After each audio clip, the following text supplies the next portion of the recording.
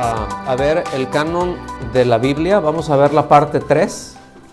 Es el tema número 5 de este primer módulo, ¿no? de bibliología. Hoy es la última clase que tenemos porque vamos a tener un par de semanas de vacaciones. Entonces van a tener tiempo para estudiar. Y ya se dieron cuenta que tienen tarea. Estoy empezando al revés hoy. ¿Sí? Entonces hoy vamos a ver lo que es el canon de la Biblia, la parte 3. Con esto vamos a terminar con respecto al canon. Vamos a ver otras cosas. Si bien después en otros módulos, como les he comentado, de bibliología, vamos a entrar a ver cosas más completas y vamos a ir creciendo. Ahorita estamos teniendo nada más poniendo las bases para una noción general. Y bueno, hoy vamos a hacer un vuelo muy muy rápido. ¿Se acuerdan que la semana pasada vimos 5 periodos, ¿no? Donde se fueron dando. Y hoy vamos a dar un poquito más de información, ¿verdad? Al menos algunos datos históricos relevantes que la verdad es que me costó mucho trabajo saber cuál eliminar de todos ellos, porque todos son importantes, ¿no? Todo se va, pero lo mismo, o sea, no queremos saturarles de información que en un momento dado, bueno, ya si a alguien le interesa ir un poco más para allá, pues esto que se les está poniendo aquí de cómo nos llegó el canon, ¿verdad? Tanto del Antiguo como del Nuevo Testamento, y ahorita nos estamos enfocando más en la parte del Nuevo Testamento, pues con estas bases pueden hacer unas investigaciones propias ustedes, ¿verdad? O sea, con esto ya pueden acceder a información. Si van a comprar algún libro, yo les recomiendo más ciertos libros, donde se habla acerca de esto, ¿no? Entonces, pues bueno, vamos a tocar algunos nombres, algunas fechas importantes, y el objetivo es de que los tengan como referencia nada más. Otra vez, no es que los memoricen, ¿está bien? O sea, cuando hagamos el examen no va a decir, ¿y en qué año se vino tal y fulano? ¿Y quién dijo, verdad? ¿Y de qué color tenía los ojos Crisóstomo? O sea, cosas de esas, ¿no? Sino sencillamente que podamos ubicar periodos, que podamos ir nosotros entendiendo, ir estructurando acá, tener una idea general de cómo se fueron dando las cosas, ¿sí? Entonces, pues vamos a empezar con esto. Vamos a empezar con lo que es el primer periodo, ¿verdad?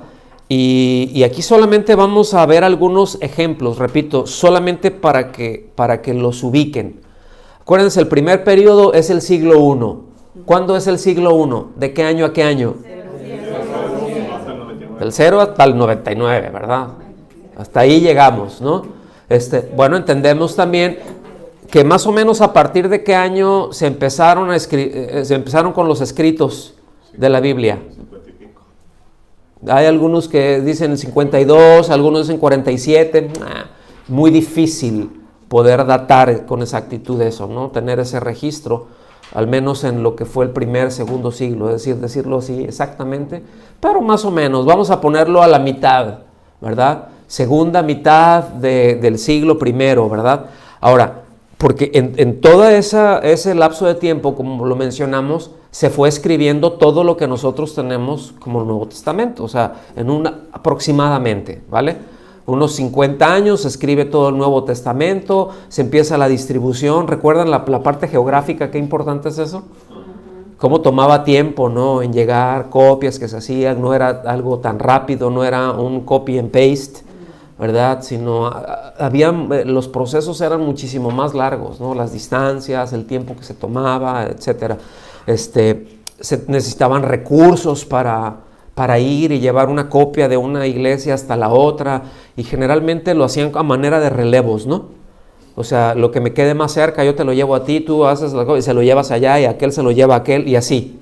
Entonces, en este periodo fue muy importante, fue muy determinante, porque ya nos deja indicios, ¿verdad?, de la autoridad canónica en la misma Biblia. Es decir, los mismos escritores ya están estableciendo esto. Y esto es muy importante. Eso es algo que pasa en ese primer periodo, ¿sí? En el siglo I, eso es algo muy, muy importante que va pasando, ¿verdad? En donde ellos van estableciendo o reconociendo, esto tiene autoridad, esto es inspirado por Dios. Sí, lo que escribió este hermano, eso es inspirado por Dios, ¿no? Te encuentras a un Lucas por ahí diciendo, bueno, yo he estado, acuérdense la parte de la temporalidad, cuando se escribió, si habían apóstoles que estaban ahí o que los escribieron, ¿se acuerdan de esos puntos? Los tienen de la clase pasada. O si fueron supervisados, como en el caso de Lucas, ¿verdad? Pues que Pablo estuvo ahí pendiente de revisando todo, ¿verdad? Entonces fue un compañero de apóstoles, anduvo con ellos, y él dice, sí, en otro tiempo ya han escrito muchas cosas, otros, y son muy ciertas, ¿sí? Ya para cuando él está escribiendo esto, pues ya estaban algunos de los evangelios escritos, ¿sí? Ya habían cartas escritas, ya habían cosas, dice, todo eso está muy bien, dice, pero me ha parecido a mí también investigar todo desde el principio, desde el origen de las cosas, ¿no? Entonces hace un trabajo de investigación impresionante, ¿verdad? Entonces nosotros vemos cómo hay muchas exhortaciones en distintos pasajes. Repito, aquí solamente estamos poniendo algunos botones, ¿ok? Algunas muestras nada más, pero hay muchas exhortaciones para que estas comunicaciones apostólicas, estos escritos que se enviaban, no solamente se leyeran públicamente, sino que se enviaran a otros lados, ¿sí? En primera a los Tesalonicenses, en el capítulo 2, versículo 13, se lee así, dice, por esto también nosotros sin cesar damos gracias a Dios de cuando recibieron la palabra de Dios que oyeron de nosotros. A ver, pausa hasta ahí, ¿sí? ¿Qué fue lo que, a ese punto no es algo que les habían escrito, pero qué fue lo que hicieron? Les predicaron. ¿Qué cosa les predicaron? Ok, entonces se están afirmando cosas, ¿no? Se les predicó la palabra de Dios, ya las tienen, dice, la aceptaron no como la palabra de hombres, sino como lo que realmente es la palabra de Dios, la cual también hace su obra en ustedes los que creen. ¿En quién opera la palabra de Dios? En los que creen. En los que creen. Eso es muy, muy importante tenerlo, porque decimos, bueno, ¿cómo una persona, puedes ver los efectos de la palabra de Dios en una persona y en la que está a un lado no? ¿Por qué no? Bueno, ¿será que uno quizá cree y el otro no? Uno, y cuando decimos cree, está confiando y está siendo obediente. Y si nosotros hacemos caso de eso, va a haber una obra, evidentemente. O sea, se va a notar, ¿sí? Seguimos leyendo, seguimos avanzando más bien. En segundo de Pedro, que es en donde vamos a llegar ahorita, hay algo muy, muy importante ahí, porque Pedro reconoce en nivel de inspirados los escritos de Pablo. Ahora aquí ya estamos hablando más o menos del año 68, 70, por ahí, ¿sí? Ya para estas alturas, ya Pablo ya prácticamente había escrito todas sus cartas a estas alturas. De hecho, es muy posible que a estas alturas o ya estaría muerto o ya, o sea, porque las fechas que lo ejecutaron, ¿verdad? Pero lo más probable, lo más posible por la datación, otra vez, como no es exacta, es muy cercana, siempre decimos un par de años, ¿no? Pues el 68, en el 70, en el 66, en el 68, por ahí, pero saben que en 2 años pueden pasar muchas cosas, ¿verdad? Un montón de cosas pasan, en un ratito pasan, ¿no? Entonces, es muy probable que ya para estas alturas todos los escritos de Pablo ya se hubieran hecho, ya se hubieran mandado. ya algunas, si no es que casi todas las iglesias tenían la mayor parte, no todos, pero la mayor parte de los escritos de Pablo, ¿verdad? Entonces, esto es muy interesante, ¿no? Entonces, fíjense cómo hay una cosa que Pedro nos puede decir que nos pueden resultar difíciles, ¿sí? Vamos a ver. Dice, consideren la paciencia de nuestro Señor como salvación, porque fíjense, habían distintas corrientes, ¿no? Había gente que decía, no, el Señor ya vino, ya se llevó a la iglesia, ya, y el rapto ya fue, o el arrebatamiento, el traslado, perdón, no es rapto, es la costumbre, ¿verdad? La tradición y la religión, ¿no? O la costumbre, ¿no? El traslado de la iglesia, no, ya se hizo.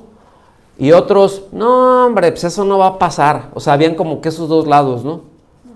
Y aquí Pedro está tratando con gente que decía, no, pues de aquí a que venga, lo tienen esperando, quién sabe desde cuándo, pues no va a venir, para mí que no viene.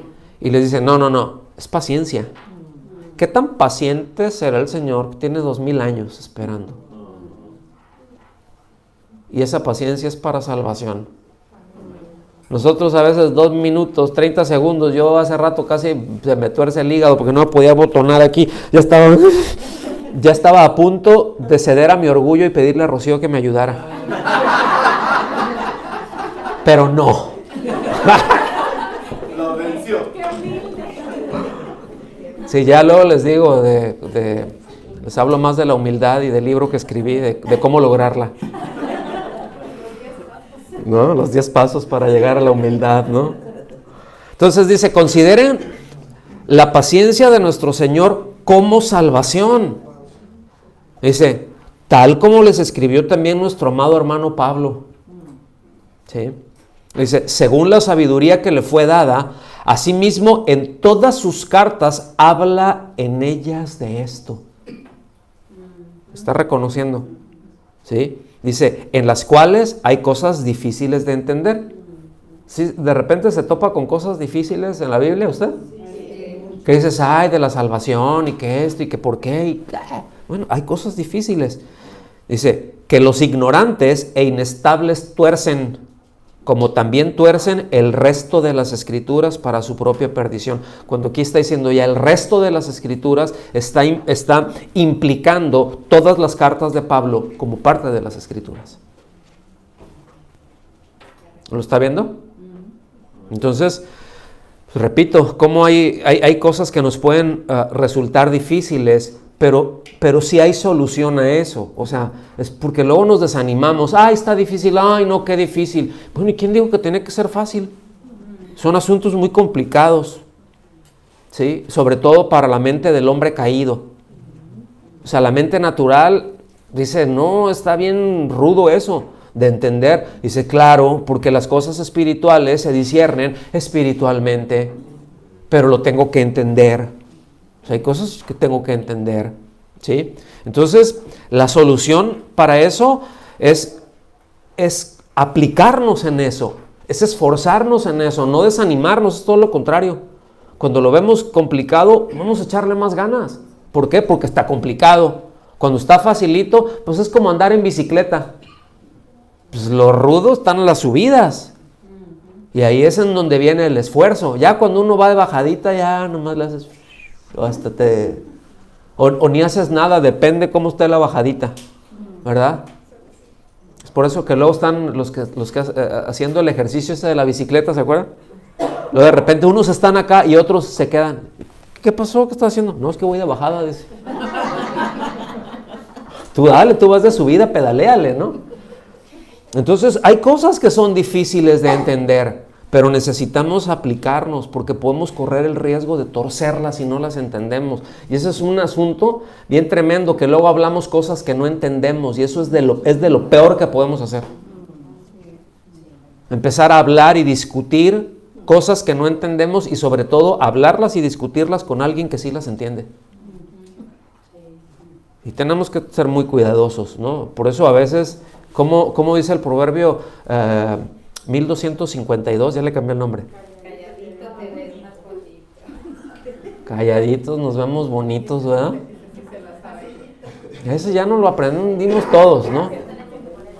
Entonces, seguimos por ahí. Sí, vamos viendo, todo esto está pasando dentro de ese primer periodo, dentro del siglo I. Ya se están dando estas cosas, ¿ok? En el año 95, después de Cristo, pues había un supervisor, un pastor en Roma. Él fue muy conocido, ¿verdad? Clemente de Roma. Y él les escribió a los creyentes de Corintio. Hay cartas a los corintios, además de las de Pablo, de Clemente también. Pero él escribió algunas cartas, ¿verdad? Allá a los corintios. Y él les citaba los pasajes de Mateo y de Lucas. ¿Qué es lo que nos dice esto? Que ya se están reconociendo, ya estaban circulando, ¿sí? O sea, ya se hacía referencia de Mateo, se hacía referencia de Lucas ya como palabra de Dios, ¿sí? Como esa norma de fe y conducta para la iglesia. Entonces ya lo estaba haciendo. Lo que él les estaba escribiendo, pues no era palabra de Dios, en el sentido de la carta que les escribió, como los que muchos escribieron, ¿no? Irineo, Orígenes, Tertuliano, muchos de ellos escribieron, Eusebio, escribieron cartas a las iglesias, pero no eran palabra de Dios, ¿está bien? La incluían, citaban, ponían referencia. Es como si yo les mande, como un mensaje que les mande, por ejemplo, ¿no? Pues nomás que antes se tenían que escribir y se mandaba físicamente, pero ahorita lo podemos hacer electrónicamente. O sea, yo les mando un devocional y hay ánimo, hay mensaje, ¿verdad que sí? Pero lo que yo estoy diciendo ahí no es inspirado. Lo que está inspirado son los textos que pongo. Eso es lo que está inspirado. Lo único inspirado son los textos. Lo demás son buenas intenciones. Lo demás son intenciones que se alinean a la palabra de Dios.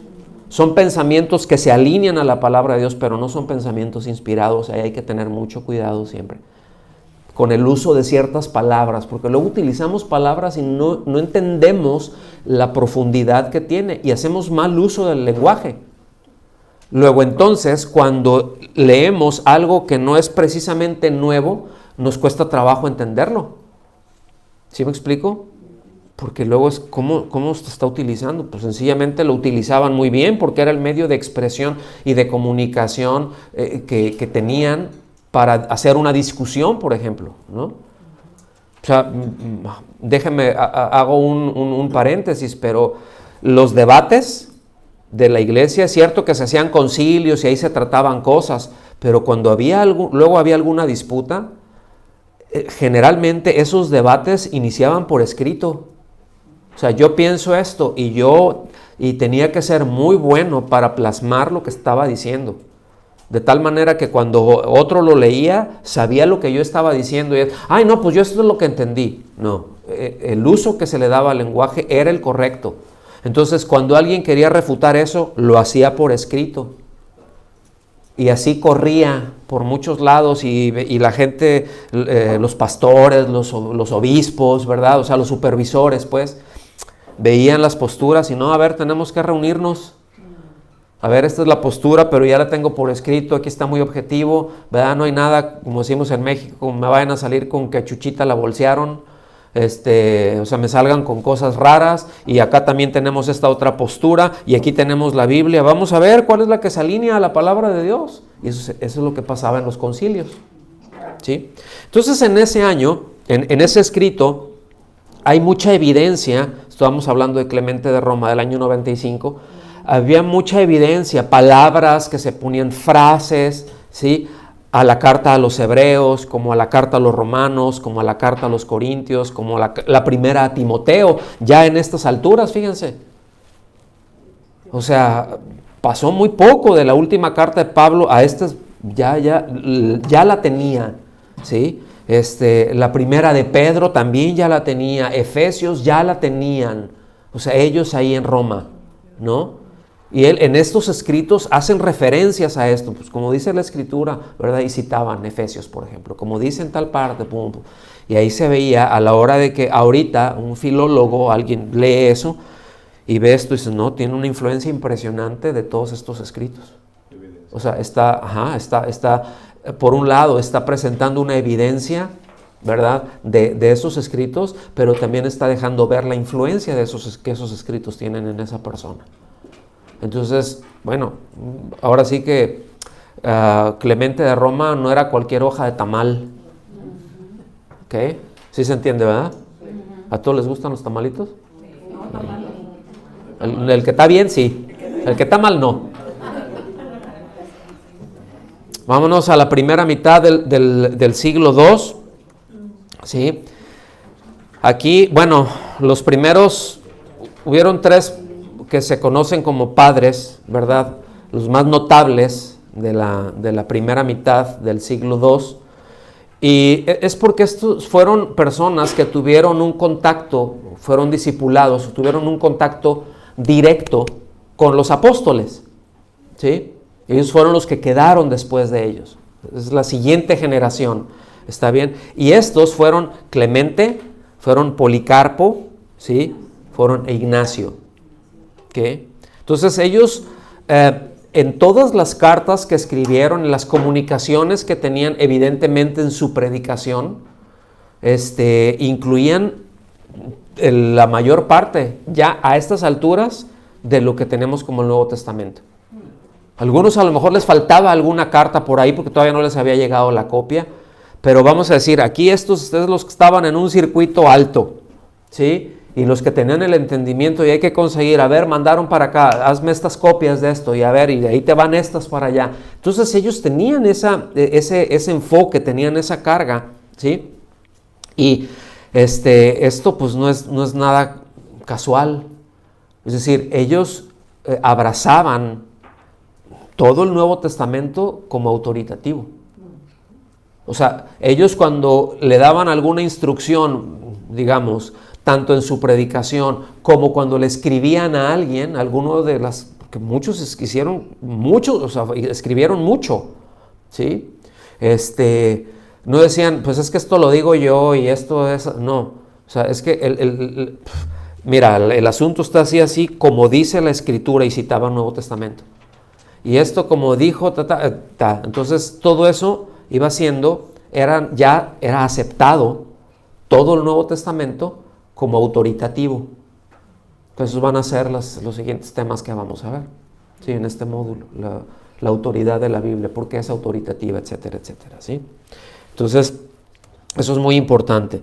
Hubo este padre de la iglesia, este es muy interesante, Policarpo, si tienen oportunidad después de echarse un clavadito por ahí o investigar acerca de Policarpo, híjole, es bien tremendo, ¿sí? Él fue un discípulo directo del apóstol Juan, ¿sí? Y fue un defensor de la palabra tremendo y él murió ya bien ancianito, ¿sí? Bien ancianito. De hecho, él murió como mártir, él lo ejecutaron, fue muy, muy interesante. Era un hombre muy, muy apreciado, ¿sí? Aún por las autoridades romanas, porque era un hombre de paz y un hombre muy recto, ¿verdad? Y nada más así se las platico bien rápido. Le decían, niega a Cristo, hazte un bien, hombre. O sea, yo no te quiero asesinar, o sea, yo no te quiero matar, ¿sí? Pero te voy a tener que ejecutar, o sea, solamente niega a Cristo y ya. Y él dijo, 86 años de mi vida no he recibido más que bienes del Señor, ¿cómo ahora pues podría negarle? Préndele aquí, ¿sí? Y dicen crónicas, no sé, no está en la Biblia, ¿sí? Que prendieron el fuego, ¿sí? Y que pues uno de los guardias así de manera, pues por misericordia, ¡pum!, lo atravesó, ¿no? Para que no sufriera eso. Pero dicen que fue tanta sangre lo que le salió que se apagó. Dicen, ¿no? El asunto es de que pues volvieron a aprender todo el asunto y dicen no se escuchó ningún ay, ningún lamento de él, que todo lo que se oía eran cantos al Señor.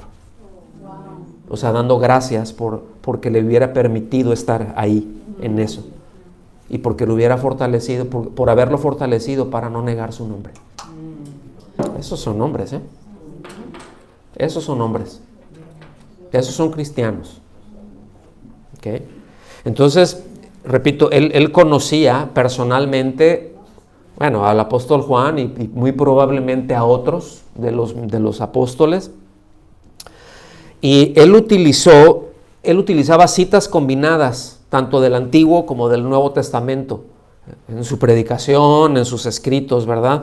Y hay una parte de los escritos de él citaba concretamente, ¿no? Nosotros ya vemos ahí, por ejemplo, las cartas de Pablo, ¿no? Nosotros llevamos 4:26. Bueno, él nos decía, como dice la Escritura en Efesios 4:26, porque ni estaba por capítulos ni en versículos, citaba la parte que es 4:26. Entonces ellos citaban, no decían, como dicen tal parte, ¿no? O citaban eso, como dice la carta a los Efesios, que el hermano Pablo, tal parte, ¿no? Entonces hizo muchas citas, por ejemplo, el Salmo, de los Salmos, ¿verdad? Hace algunos agregados, de Filipenses, ¿no? Entonces siempre hacía esas combinaciones y él ya introducía también en sus cartas, ¿verdad? Según dicen las Escrituras, o según dicen estas Escrituras, y citaba algo del Nuevo Testamento. Entonces, a este punto, ya repito, ya no solamente tenía ya el reconocimiento de los apóstoles, ahora ya tenía el reconocimiento de los que habían estado con los apóstoles. ¿Estamos aquí? Después tenemos algunas de las epístolas de Ignacio.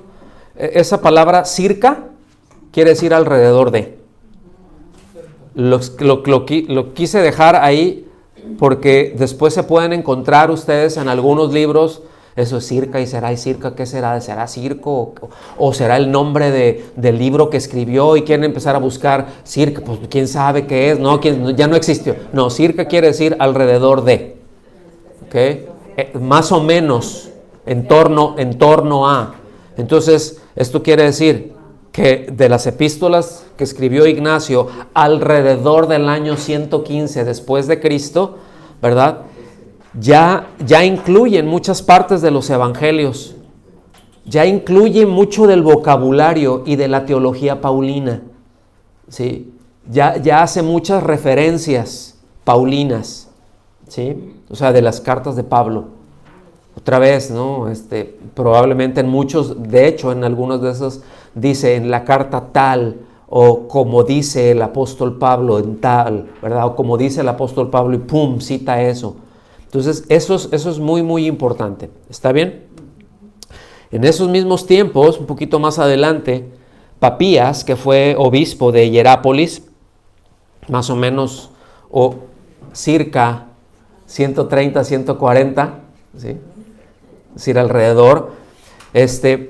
Hay un trabajo que Eusebio, quien fue un historiador, y ahorita lo vamos a ver más adelante, pero él lo guardó. O sea, fue algo que él recopiló por ahí, hizo copias y las guardó como oro en paño molido, ¿verdad? O oro molido en paño más bien, ¿no? Porque guardarlo, el oro en un paño molido, como que no va a guardar mucho. Sí es importante el lenguaje, ¿verdad? Aquí el orden de los factores sí altera el producto. Entonces ya menciona ahí por nombre, ¿verdad? El Evangelio de Mateo, el de Marcos, lo cita, fragmentos muy amplios, pasajes muy amplios, lo cita. Y esa es la base de la exposición de él, por ejemplo. Entonces ya a estas alturas ya indican que todo lo que era el Nuevo Testamento, fíjense, estamos hablando de muy poquitos años, o sea, muy, muy poquitos años, cuando ya eran aceptados como regla de fe para la iglesia. Como que ya el Nuevo Testamento, dices, esta es la regla de fe para los creyentes, para los cristianos esto es, ¿sí? Por eso algunos le llaman la Biblia cristiana. O sea, el Nuevo Testamento. O sea, tú le puedes decir, por ejemplo, a un judío, pues las Escrituras, y ellos las Escrituras piensan el Antiguo Testamento, ¿verdad? Si nosotros nos dicen las Escrituras, ¿qué consideramos ahí? Todo. Pero para mucha gente no, dicen, es la Biblia cristiana, son las escrituras cristianas. Y en un sentido, sí, va dirigido a, ¿verdad? Entonces, eso es muy, muy importante, ¿no? Entonces, alrededor también ya del final de este periodo que estamos mencionando, hubo otro hombre muy, muy importante también, Justino Mártir, ¿sí? ¿Por qué sería mártir? ¿Así se apellidaba? ¿Así se apellidaba mártir? No, es porque él fue mártir, lo conocían como el mártir, pero su nombre era Justino. Acuérdense, Agustín de Hipona, pues no es que fuera de Hipona, o sea, no es de que así se apellidara, es que era de ahí. Y de hecho muchos nombres, incluso que nosotros llegamos a tener, es lo que está indicando es el origen, de dónde. O la profesión. Ajá, a qué se dedicaban, ¿no? Entonces, bueno, él, hubo algunos escritos de él en donde él describía, pues, los servicios de la iglesia. O sea, qué es lo que hacían, qué pasaba en una reunión, porque créanme que era bien diferente, eran bien distintas a las de ahorita, ¿eh? Igual y tenemos los mismos elementos, pero las formas, los tiempos, yo creo que en una buena dimensión la esencia también era como que estaba más concentrado el asunto, ¿no? O sea, no estaba diluido, además estaba muy cerquita a ese tiempo, pero él ya pone también al mismo nivel los escritos del Antiguo Testamento con los del Nuevo Testamento, y él declara lo siguiente, que la voz que habló a través de los apóstoles de Cristo en el Nuevo Testamento era la misma que habló a través de los profetas. Él decía, esa es la voz de Dios. ¿Okay? Y él se refería a esa misma voz que escuchó Abraham, a esa misma voz, ¿verdad?, a la que escucharon todos los padres, todos los patriarcas, ¿sí? Entonces, que esa voz es digna y que necesita tener la respuesta de fe y de obediencia de nosotros, de los que creemos, ¿sí? Entonces, él hizo mucho uso también en sus escritos con está escrito,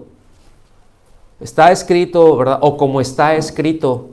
Y esto pues sigue el ejemplo que el Señor decía muy frecuente, ¿verdad? Como dicen las escrituras, escrito está, ¿verdad? O está escrito, está bien, el orden ahí sí no importa, ¿verdad? Pero eso de está escrito es refiriéndose a citas del Nuevo Testamento, y eso poniéndolo en autoridad al mismo nivel que el Antiguo Testamento. Estoy siendo reiterativo en esto, pero esto es importante, ¿sí? Más adelante, en ese tercer periodo, o en la segunda mitad, perdón, del segundo periodo, este hombre Irineo, él, ya, si bien es cierto, perdón, sí, del segundo, dije tercero en un principio, ¿verdad? Pero es del segundo, es el tercer periodo, si es el siglo II, sí. Irineo, él ya no fue discípulo directo de alguno de los apóstoles, pero sí de los que fueron discípulos de apóstoles, como en este caso Policarpo, ¿verdad? También hubo un presbítero, cuando él fue presbítero en Lyon, esto en Francia, fíjense hasta dónde, ¿no? Él tuvo una asociación por ahí, trabajó en conjunto con otro obispo de la región que él se llamaba Potino, ¿sí? Y que él también incluía escritos, y que él había también sido a su vez discipulado por cristianos de primera generación. O sea, ya estamos hablando aquí que estaban bien ancianitos, pero bien ancianitos y seguían escribiendo, ¿sí? Entonces, importante, ¿no? Irineo cita prácticamente todo el Nuevo Testamento, ¿sí? En algunos casos, o sea, donde es evidente, ¿verdad? Donde hace referencia, donde son evidentes las palabras de esos libros, ¿verdad? Y sobre la base de la autoridad de todo el Nuevo Testamento, y él afirmaba en todos sus escritos, ¿verdad? Pues es que los apóstoles fueron investidos del poder de lo alto, o sea, ellos fueron inspirados, y él hablaba acerca de eso. O sea, era una legitimación o legitimización. Sí. Gracias. Pues entendió, ¿va?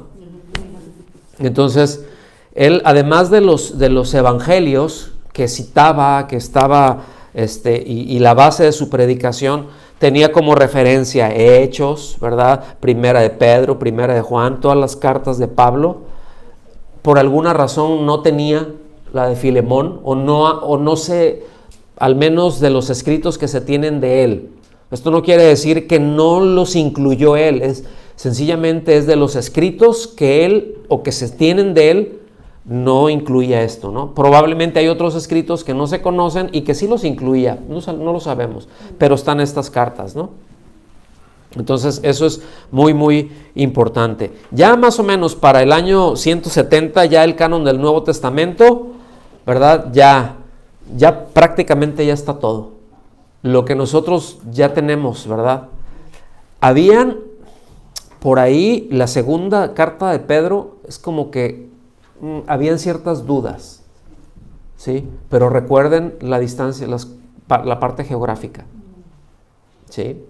Recuerden, esa parte es muy importante, o sea, es decir, eso es dilatorio, ¿no? Eso hacía que se retardaran o se retrasaran más las cosas debido a ese aislamiento que habían. Ahora, yo les quiero pedir aquí que noten, por favor, la línea de tiempo que estamos trayendo, ¿sí?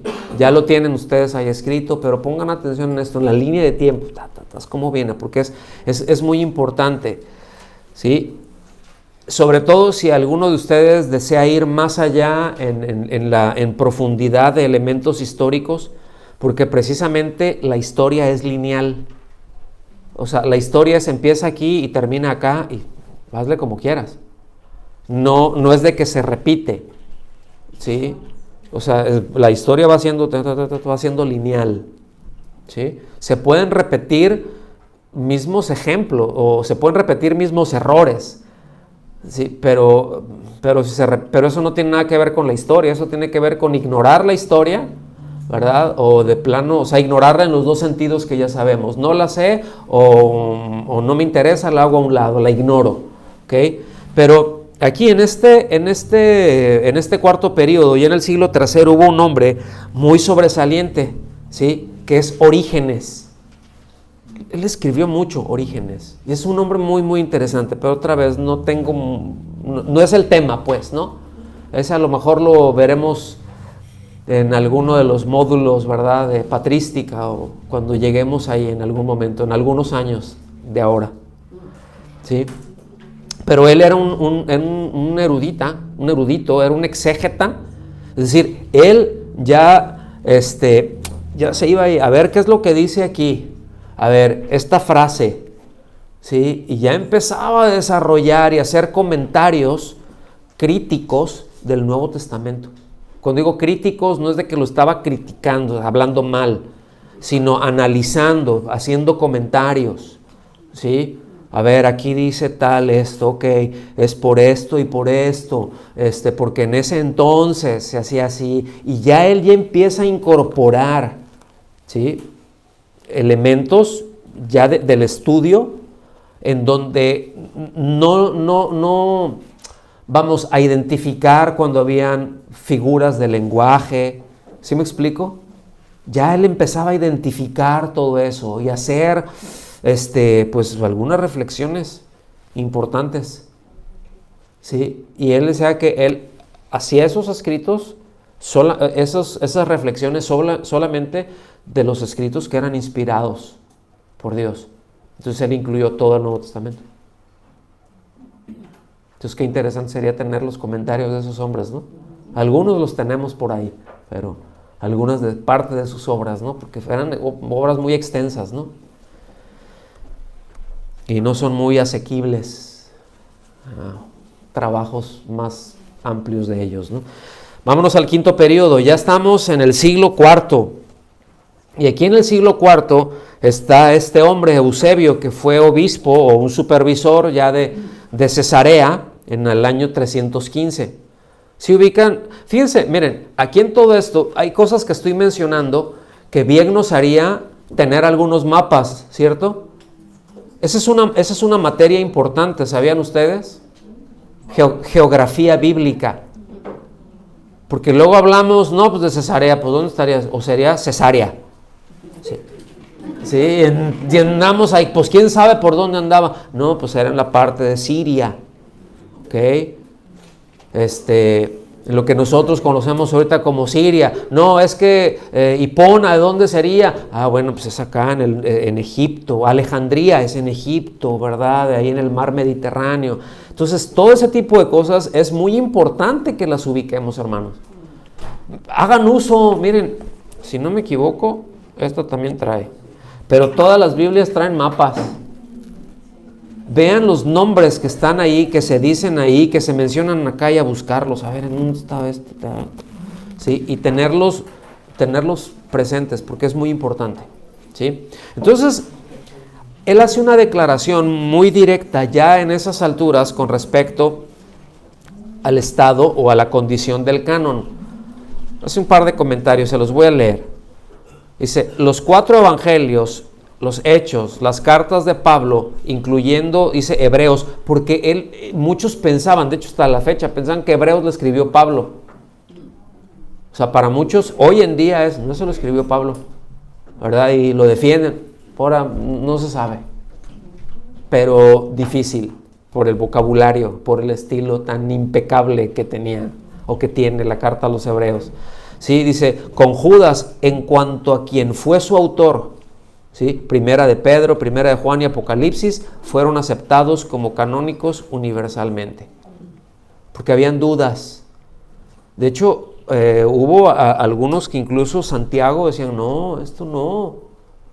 Y fíjense que uno de ellos, en un principio se puso muy mal con la carta a Santiago, y fue Martín Lutero. Martín Lutero decía, esa carta debe de ser paja que arda en el infierno. Fíjate, Martín Lutero, pero ya luego corrigió, ¿sí? ¿Por qué? Porque no entendía, o sea, él estaba tan clavado, la salvación es por fe, y aquí dice que es por obras, y es por obras. No puede ser inspirada, pero no había entendido hasta que lo entendió, hasta que alguien vino y le explicó, no, mira, esto es, ok, pero hizo comentarios muy fuertes.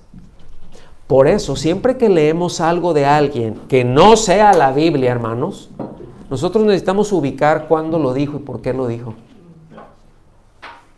Porque a veces empezaron bien y terminaron mal, o a veces empezaron no muy bien, pero terminaron muy bien. A veces empezaron mal y terminaron muy bien.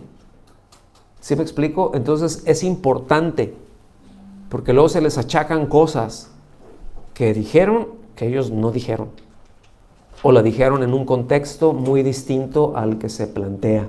Entonces, tengamos cuidado siempre, ¿okay? En todo esto. También dice que fueron admitidos por la mayoría, esto es incluyendo Eusebio, y otra vez, ¿no? Algunos disputaban Santiago, Segunda de Pedro, que ese fue el que más se debatió si era o no de Pedro y si era o no inspirado, ¿verdad? Segunda y Tercera de Juan y Judas, pero a fin de cuentas ya los consideraban ahí. A lo que voy es, ya los conocían, ya los tenían. Había algunos en que decían, bueno, no estoy muy seguro si serán inspirados, si los metemos o si queda dentro del canon. Pero acuérdense que el hombre no es el que determina qué es lo inspirado, sencillamente lo reconoce. Bueno, hay algunos en algunas partes los fueron reconociendo. Pasó el tiempo, igual les pasó, a algunos de ellos les pasó como a Lutero, ¿no? pudiera ser perfectamente eso. Entonces, fíjense, a Eusebio se le asignó la tarea de preparar 50 copias de las Escrituras divinas. O sea, de aquí estaba hablando del Nuevo Testamento. ¿Sí? Se están refiriendo, a ver, más directamente fue el emperador en ese entonces, Constantino, que le dijo, hazme 50 copias del Nuevo Testamento. Ah, pues muy bien. Entonces, Eusebio, que aparte era un historiador muy eficiente, él estaba consciente de cuáles fueron los libros, ¿sí?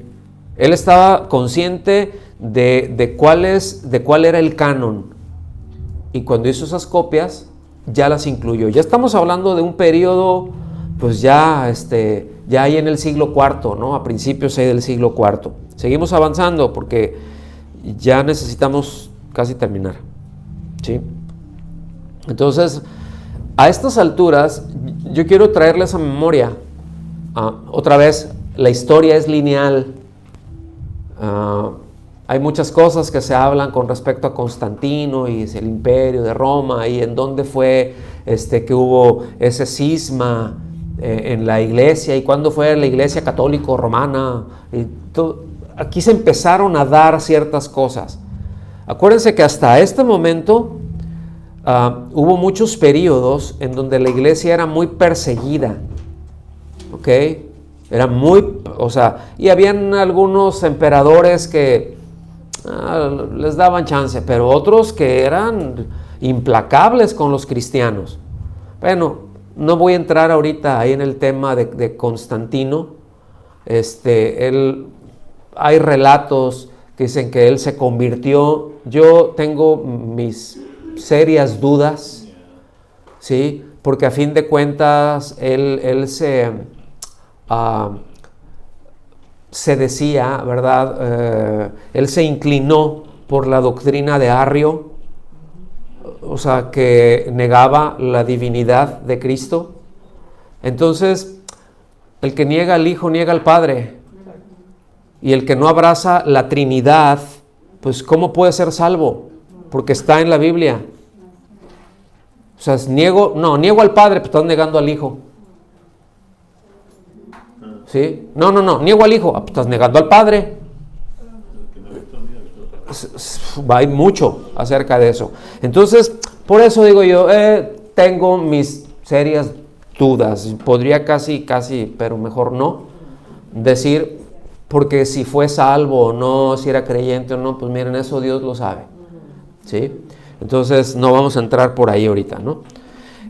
Pero lo que sí es que fue un movimiento político impresionante, ¿sí? Yo me inclino más, analizando la historia, me inclino más por ver, cuate le importaba la fe, un perfecto cacahuate, pero fue un estratega muy grande. Y él pudo ver lo que otros emperadores no vieron, ¿verdad? Y de incorporar a un sector cada vez más creciente y más pujante en el imperio, que eran los cristianos, porque mataban a un montón y salían más. Pues, no, híjole, ¿verdad? Bien dijo alguien que regaban la semilla de la fe con la sangre de los mártires y pues crecía más, ¿no?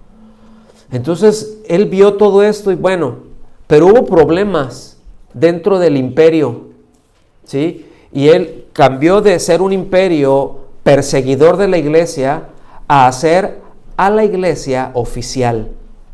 Es decir, él, y pues también aquí la falta de discernimiento, debemos de decirlo, de algunos líderes, no todos, pero algunos líderes de la iglesia, ese matrimonio asqueroso que se da entre iglesia y Estado. Ese es un matrimonio que nunca se debe de dar, ¿sí? Nunca se debe de dar eso. Entonces, ¿por qué? Porque fíjense, a partir de ese momento, todo lo que eran de los templos paganos, ahora empezaron a perseguir a los paganos, se los quitaron, ¿y a quién creen que se los dieron? ¡Aleluya! Entonces, Oye, qué bendición, hermano. Pues mira, todas esas riquezas vienen acá y vamos a tener también ahí, pues nos van a estar subsidiando, ¿sí? Vamos a estar recibiendo paga de parte del gobierno. Vamos a estar teniendo dinerito de parte de ellos. Oye, qué bendición, pues para la propagación del evangelio, ¿no? El asunto es de que cuando tú haces eso, te tienes que alinear con el imperio. Ya te convertiste en siervo. ¿Sí me explico?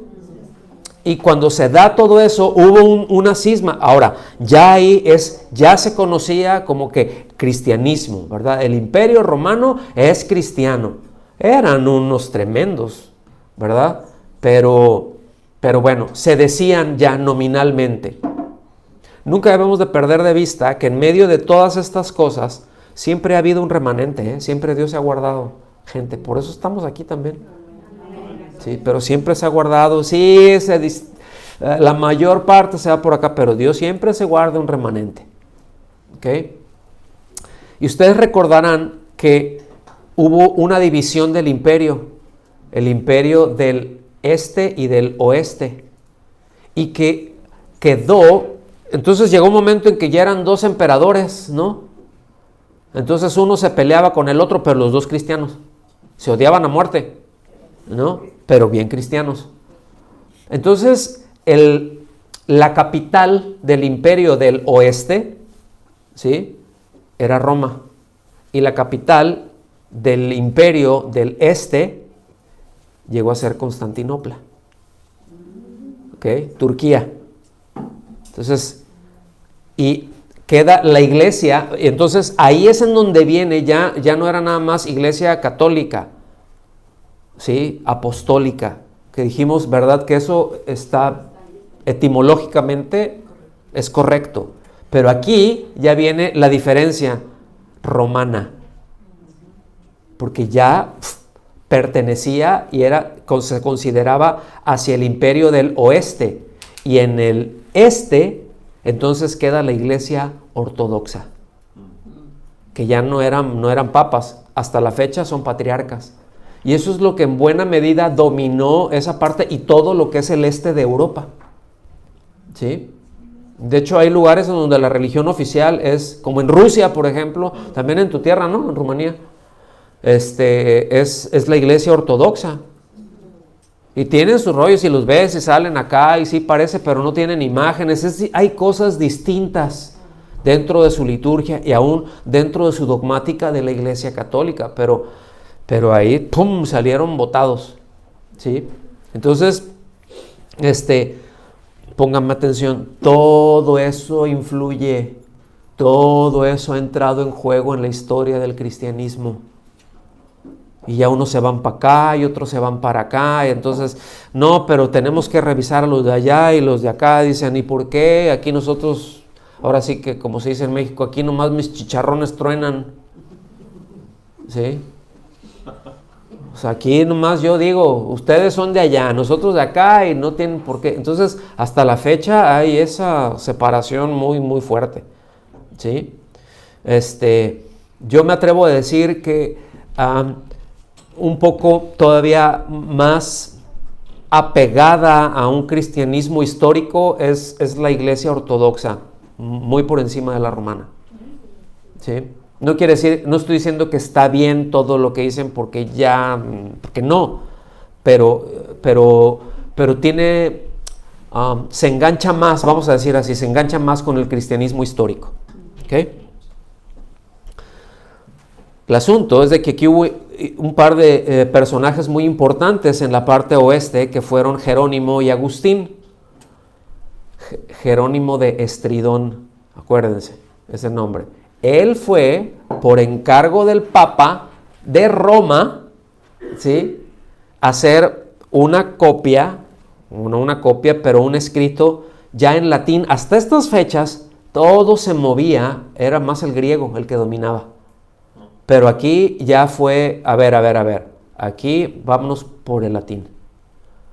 Entonces surgió, acuérdense de esta, la Vulgata latina, ¿sí? Esa versión de la Biblia, la Vulgata, ¿sí?, la Vulgata latina,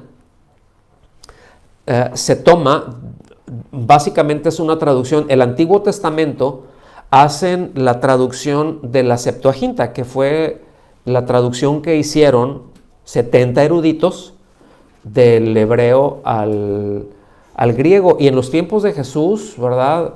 La predominante era la Septuaginta. Todas las referencias que se hacen era la Septuaginta.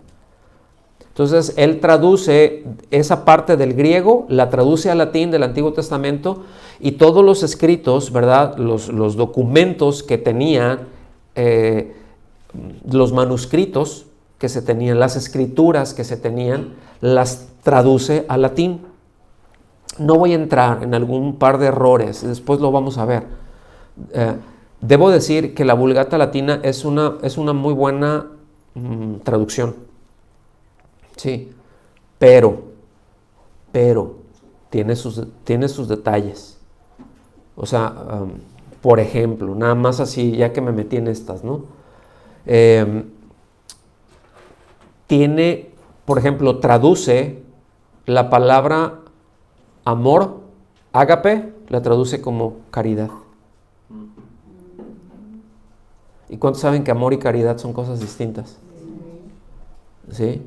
Caridad, porque esa palabra, yo quiero pensar, a lo mejor no quiero pensar mal, pero no puedo evitarlo, es porque ya a esas alturas de la historia ya había un cuadro, una dogmática dentro de la Iglesia Católica Romana en donde había un énfasis muy fuerte a las obras, a la salvación por obras. ¿Sí? Es decir, sí fe, pero necesitas obras también. Entonces, imagínense cómo suena 1 Corintios 13. Pueden ver alguna versión católica y no va a decir si no tengo amor, va a decir si no tengo caridad. ¿Sí? Entonces, otra de las palabras, además de ahí 2, 3 cositas, ¿no? Pero eso es, lo demás dices, no afecta el mensaje, pero esta otra palabra sustituye o traduce la palabra de metanoia o metanoeos, ¿sí? que es arrepentimiento, que es un cambio de mentalidad, la cambia por penitencia. ¿Ok? ¿Sí se dan cuenta? Bueno, probablemente aquí entra ese dicho que dice que el que paga manda.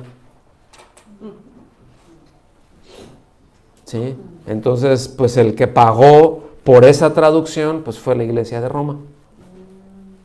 Entonces tengo en las Escrituras la manera de soportar una cierta dogmática que ya tenían en ese momento, ¿verdad?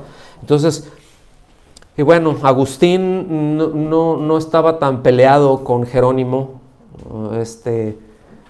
pero fueron gente muy importante. Agustín fue un hombre muy brillante. Debo decir que para mí que fue más filósofo que teólogo. ¿Sí? Y bueno, ya luego hablaremos de esto, pero a donde voy es de que hubo esa publicación de los 27 libros de la Biblia en la Vulgata. O sea, ya estaba todo reconocido a estas alturas. ¿Estamos bien? Vámonos para el final. Todo esto que hemos estado hablando con respecto al canon es para darles seguridad, hermanos, que en esto que nosotros tenemos aquí, como la Biblia, es muy segura, ¿sí? Por eso estamos diciendo que ningún cristiano, confiando en la obra providencial de Dios, ¿verdad? Es decir, la palabra de Dios, e informado acerca de la verdadera naturaleza, de la canonicidad de la palabra de Dios, debería de preocuparse por la autenticidad de la Biblia que poseemos ahora. ¿Qué quiere decir todo esto?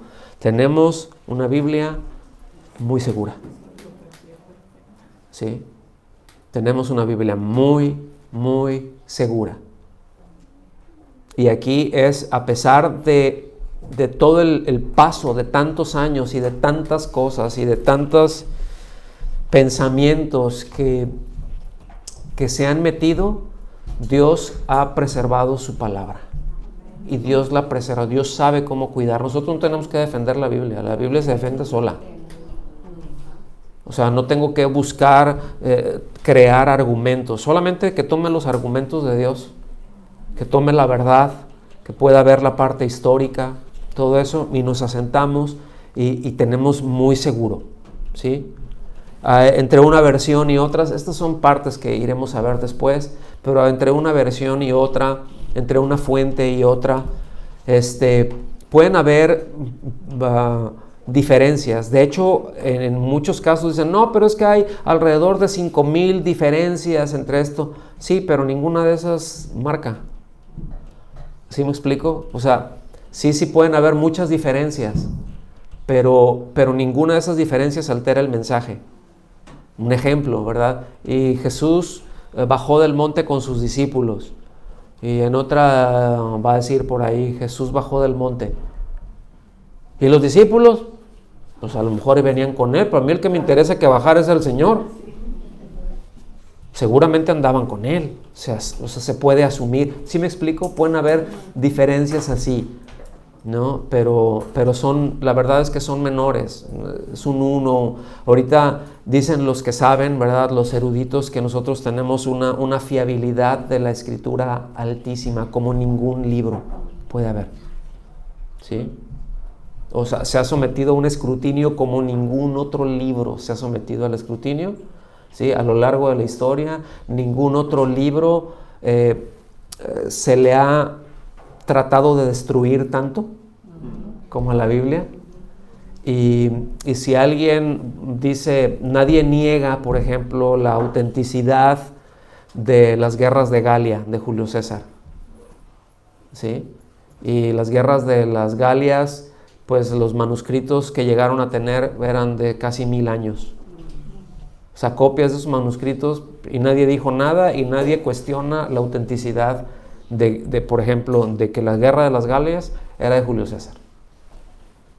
Y nosotros tenemos el Nuevo Testamento escrito como ya hablamos, ¿no? Los libros que tenemos, ¿verdad? Con una precisión muy, muy grande. ¿Está bien? Y terminamos con esto, que tanto les gusta. Porque como dijimos en un principio, tenemos un par de semanas, pero la tarea, fíjense bien, en un espacio no menor de media página y no mayor de una. ¿Sí está claro eso? Si se pasa si se le dan la vuelta, le voy a poner tache, porque la instrucción es de media a una. ¿Ok? Que decimos, no, es que tengo mucho que decir. Muy bien, dilo, pero no en esta tarea. Redúcelo a una página máximo. Sí, una página, no una hoja. Una página es una cara. ¿Okay? Sobre estos 2 puntos, describe cuáles son las dudas que personalmente tienes en cuanto a la conformación y canon de la Biblia. A lo mejor dices, no, pues a todo dar ya me quedó claro, no tengo ninguna. A lo mejor dices, bueno, pudiera ver esto, pero ¿cómo fue tal cosa? Ok, vamos a verlo. ¿Sí? Eso es número 1. Y número 2, ¿qué es lo que hace pensar a la gente que la Biblia no es del todo confiable como la verdad absoluta? Porque yo me imagino que han tenido conversaciones con gente. ¿Ok? Bueno, ¿cuáles son los argumentos? Es como el Señor les pregunta a los discípulos, ¿y qué dice la gente de mí? ¿Qué dice la gente quién soy? No, pues unos, ¿qué esto? Otros. Bueno, eso es más o menos. ¿Sí? O sea, ¿cuáles son los argumentos que pueden tener el por qué no?